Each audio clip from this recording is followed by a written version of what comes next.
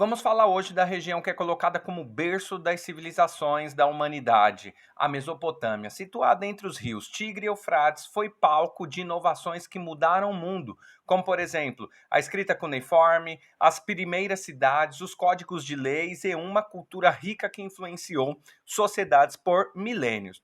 Neste vídeo vamos conhecer os sumérios, os acádios, os babilônios, os assírios e até mesmo os hebreus, povos que construíram impérios, ergueram templos colossais e deixaram um legado impressionante para a humanidade. Mas antes de irmos para o vídeo de hoje, já deixa seu like, se inscreva no canal para não perder nenhuma publicação que a gente faz por aqui, e isso também ajuda muito a gente a continuar produzindo conteúdos de história por aqui. Compartilha também, se você gostou, com aquele seu colega que você sabe que vai gostar desse vídeo ou também que está estudando para alguma avaliação e esse vídeo vai ajudar. Então, bora pro vídeo. No vídeo anterior eu falei sobre a região da Mesopotâmia. Caso não tenha visto, eu vou deixar aqui no card. Nessa aula de hoje, a gente vai falar sobre os povos que habitaram a Mesopotâmia. E aí eu vou começar destacando algumas características em comum desses povos, porque aí depois, quando a gente falar dos povos, a gente se aprofunda em características individuais ou particulares desses povos. Então vamos lá, características comuns. Organização político-social. Geralmente esses povos tinham um estado teocrático. O que significa isso? Que eles eram ou o governante era uma espécie de divindade ou ele era escolhido por Deus para governar aquela população. Também tinha a cobrança de impostos, que era comum sobre todas as civilizações ou sociedades que nós vamos falar aqui. Eles trabalhavam a partir do que a gente vai conhecer como modo de produção asiático. Como que funcionava? Era uma servidão camponesa coletiva. Como que era isso? E isso a gente vai observar em sociedades diversas até na Idade Média. Então, começa aqui e funciona da seguinte forma: todas as terras é do Estado, portanto, na representação do governante, e o camponês ele vai pagar imposto por parte da sua colheita e também serviços gerais, como obras públicas ao Estado. Então, o camponês vive naquela terra, paga parte da sua produção ou parte da sua colheita e também, em alguns dias específicos, trabalha para o Estado fazendo serviços gerais. Nessa região, a religião geralmente é a politeísta, exceto o povo hebreu que a gente vai falar aqui, mas o povo hebreu ainda está fora dessa região, lá na Palestina, mas como eles vão ser escravizados na Babilônia, dentro do território, eu estou colocando, adicionando aqui esse povo e dizendo que eles são monoteístas, a única exceção entre os povos que a gente vai citar. Agora sim, a gente pode conhecer um pouco mais de cada civilização e a gente vai começar pelos sumérios. Os sumérios ocupam essa região mais ou menos entre 4.000 a 3.000 a.C. E é importante eu lembrar vocês que desde o ano 10.000 já tem pessoas ocupando aquela região, ali nas margens do rio Tigre e do rio Eufrates, já desenvolvendo agricultura. Então, os sumérios exerceram certo poder nessa região entre 3.000 e 4.000 a.C. e fundaram as primeiras cidades, como Ur, Uruk, Nippur e Lagash, que eram independentes. Na política, haviam cidades-estados que eram governadas por patesi, Patesi era como se fosse um chefe político e religioso. Ele governava com apoio de sacerdotes. Essas cidades elas tinham independência entre si e elas se uniam no formato de uma confederação quando elas precisavam se defender de alguma guerra, quando tinham alguma crise. Também desenvolveram-se na arquitetura, construíram gigantescos zigurates, que eram pirâmides em forma de degraus, que detinham várias funções, como templo religioso, sede política, observatório astronômico e abastecimento militar. Desenvolveram também um calendário solar com 360 dias divididos em 12 meses. Desenvolveram conhecimentos básicos de matemática, inventaram a escrita cuneiforme, uma das mais antigas do planeta, se não for a mais, que é datada mais ou menos de 4.000 a 3.000 a.C. E é lá, nessa escrita também, que está escrito a Epopeia de Gilgamesh, que é datada mais ou menos do ano 2000, o ano 1800 a.C. Depois dos sumérios, ocuparam ali aquela região os acádios, mais ou menos ali, 2.334 a 2.168 a.C. Esses foram os primeiros povos a formar um império unificado na região. Eles foram liderados por Sargão, o Grande, que se torna o rei desse povo, venceram os sumérios e formaram ali, como eu disse, o primeiro império da região. Assimilaram muito da cultura sumeriana. Após os acádios, quem ocupa essa região são os amoritas.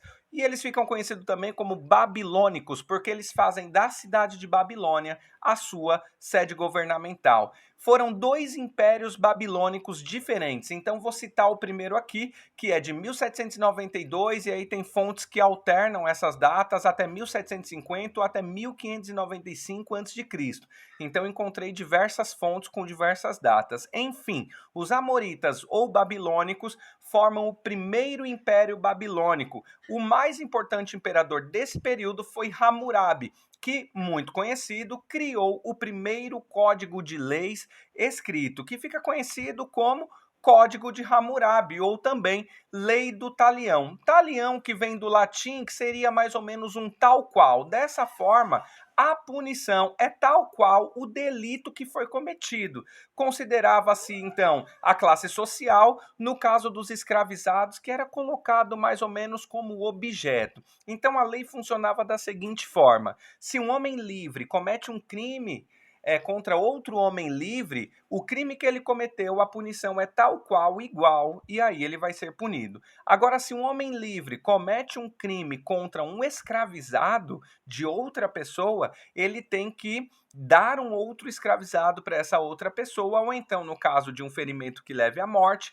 ele tira a vida de um escravizado seu como um objeto. Então, tal qual. Então, a diferença de classe sociais. Depois do primeiro império babilônico, ocupa-se aquela região ali os assírios, que ocupam essa região de 1300 a mais ou menos 612 a.C., um dos maiores impérios da antiguidade. Suas principais cidades eram Assur, Nínive e Nimrud.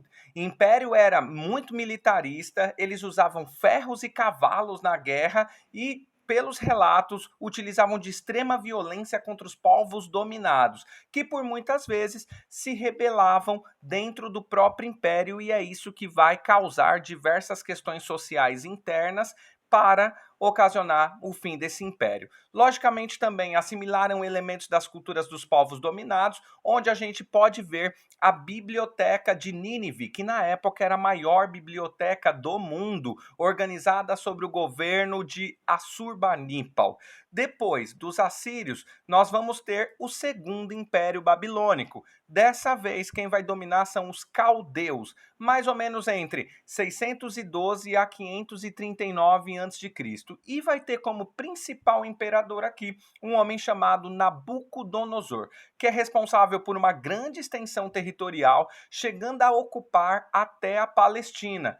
Passagem que fica conhecida na Bíblia Sagrada pela escravização do povo hebreu, que na Bíblia vai aparecer como cativeiro da Babilônia. Ataques de diversos povos aconteceram aí nesse segundo Império Babilônico, destaque para os persas, que dominaram a região, colocando fim ao governo babilônico, independente no local, já que os persas são estrangeiros. Então aqui acaba o domínio desse povo nessa região. E por fim, vou falar dos hebreus, que fica lá na Palestina, um pouco além dos rios Tigre e Eufrates, porém, como eles foram levados como escravizados para a Babilônia, muitas vezes aparece esse povo na sua prova também, e no livro é colocado como povos da antiguidade. Então vamos falar um pouco dos hebreus. Eles habitavam a região do Crescente Fértil, que é uma região que vai desde a Mesopotâmia, passando pelo Rio Jordão, chegando lá no Egito, no Rio Nilo, crescente por conta do formato de uma lua crescente e fértil por conta dos rios. Então, é relatado no Antigo Testamento, começando ali a história do povo hebreu, falando do patriarca Abraão, que deixa a cidade de Ur dos caldeus e peregrina até Canaã, que é a Palestina. De lá, chegaram ali num período de seca, migraram para o Egito, passaram por uma escravidão de 400 anos, e aí a história de Moisés vai trazer a retirada do povo hebreu dali, passada pelo Mar Vermelho, indo para a Península Arábica, vão passar 40 anos de peregrinação até Canaã e aí chegando lá vão ser governados por juízes. A sua monarquia vai estar entre os anos 1050 a 930 e foram três reis, eles, Saul, Davi e Salomão. Após a morte de Salomão, o império foi dividido em duas tribos, tribo de Judá e tribo de Israel, uma ao norte, outra ao sul. Em 722 a.C., a Assíria domina Israel. E só em 586, ainda antes de Cristo, os babilônicos dominam Judá, dando origem à primeira diáspora judaica. E é esse período que vão levar os hebreus direto para a Babilônia. A segunda diáspora judaica vai acontecer no ano 70 a.C., ocasionada pelos romanos. E o maior legado dos hebreus até hoje para a humanidade, ou pelo menos para o Ocidente, é a sua religião monoteísta, porque é daí que vai surgir o cristianismo e mais adiante também o islamismo. O tema do vídeo vai ficando por aqui, mas eu preciso te lembrar que esse vídeo é apenas um recorte. Então, caso alguma coisa tenha ficado de fora, escreve aí nos comentários, porque a gente continua conversando e continua a aula por lá. Se você ainda não se inscreveu no canal, já se inscreve, já ativa as notificações, também já deixa aquele like, compartilha com o colega para ajudar a gente aqui. E aí, eu vou deixar também aqui outras duas indicações, uma playlist e um vídeo para você continuar os seus estudos e a gente se vê na próxima. Até lá!